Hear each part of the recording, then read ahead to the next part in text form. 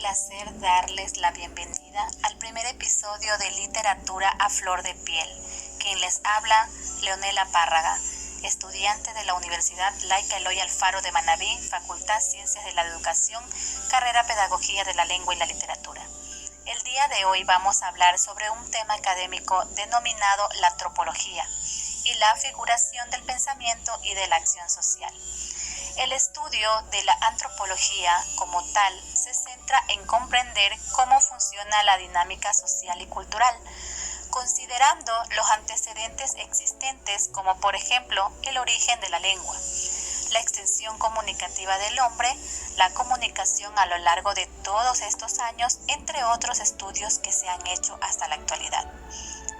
Creo que la topología hace referencia a la misma filosofía, que existe en otro peso de expresiones que se generan en el sentido figurado. Por lo general, retratan modos retóricos o figuras retóricas que se usan a menudo en el lenguaje. Según Fernández McClintock, el uso de los tropos, que son giros de pensamiento, elevan la pregunta dinámica de flujo-inmutabilidad, tanto en la sociedad misma como también en la susceptibilidad de la sociedad a la persuasión con el cambio de dirección.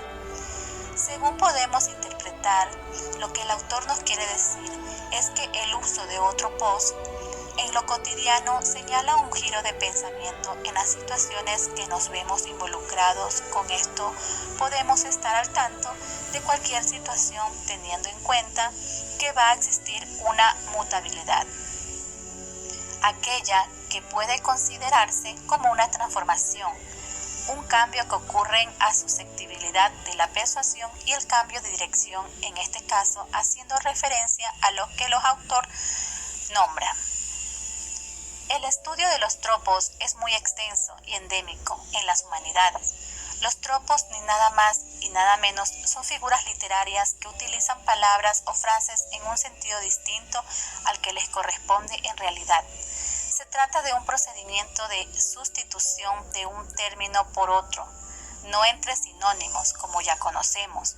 Los signos mismos son palabras distintas, pero en iguales significados entre palabras de contenido semántico totalmente distinto. Pero la importancia de las figuras retóricas va más allá de ser elementos lingüísticos. Se contrata su versatilidad en la que se puede dar uso de las mismas, como por ejemplo al escribir textos narrativos.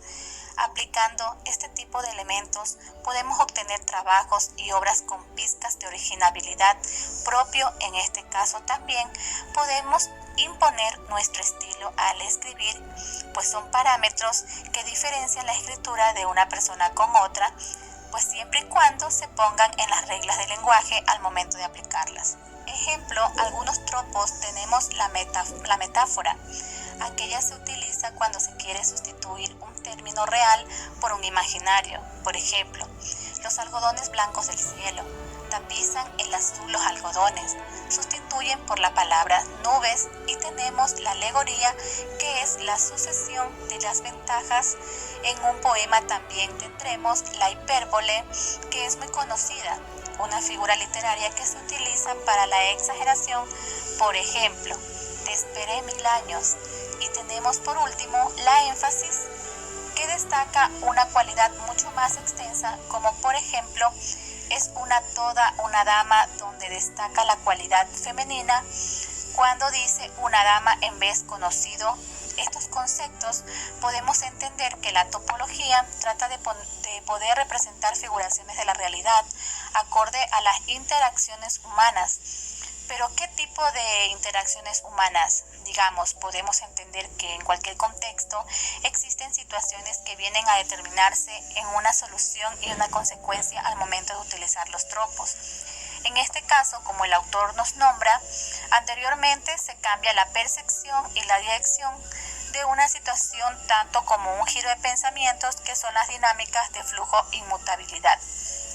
La importancia de los tropos se basa en poder comunicar más el día a día para poder hacer una interacción comunicativa mucho más eficiente. Gracias.